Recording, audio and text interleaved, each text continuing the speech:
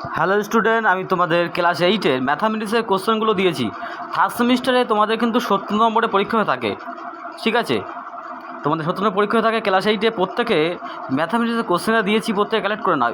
এই ধরনের ভিডিও কিন্তু তোমরা কোথাও পাবে না, ঠিক আছে? কারোর মাথায় আসবে না যে তোমাদের ক্লাস 8 ক্লাসের 5-এর তোমাদের কোশ্চেনগুলো তারা শেয়ার করবে তোমাদের কাছে, যার ফলে বাচ্চারা কিন্তু নম্বরটা পেতে পারে না। কারণ তারা যদি যদি জানতে পারে যে কীরকম ধরনের কোশ্চেন পরীক্ষা আসতে চলেছে, তারা কিন্তু বাড়িতে একটু প্র্যাকটিস করতে পারে। স্কুল মাস্টার থেকে শুরু করে প্রাইভেট টিচার কিন্তু তোমাদেরকে এই ধরনের পরপর কিন্তু ইউনিট অনুযায়ী কিন্তু তোমাদের কিন্তু প্র্যাকটিস করাবে না।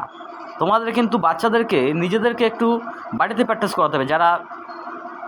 যারা শিক্ষিত আছেন বাবা মা, তারা বাড়িতে যদি বাচ্চাদেরকে এই যে প্যাটার্নগুলো, এই প্যাটার্ন অনুযায়ী যদি অঙ্কগুলো প্র্যাকটিস করায়, ঠিক আছে, ম্যাথগুলো যদি প্র্যাকটিস করায়, তাহলে কিন্তু তাদের বাচ্চারা কিন্তু নম্বরটা কিন্তু বেশি পাবে, ঠিক আছে, আরও শিখতে পারবে।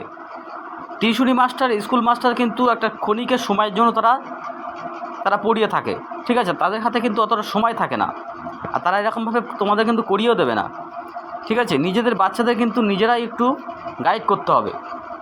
তা প্রত্যেকে কোশ্চেনগুলো প্যাটার্নগুলো স্ক্রিনশট করে নিয়ে, যারা ক্লাস 8-এ পড়ছো, আগামী দিনে তোমাদের 70 নম্বর পরীক্ষা আছে, এবং যারা 7-এ পড়ছো, যারা 8-এ উঠবে, তারাও কোশ্চেন বইগুলো কালেক্ট করে নাও।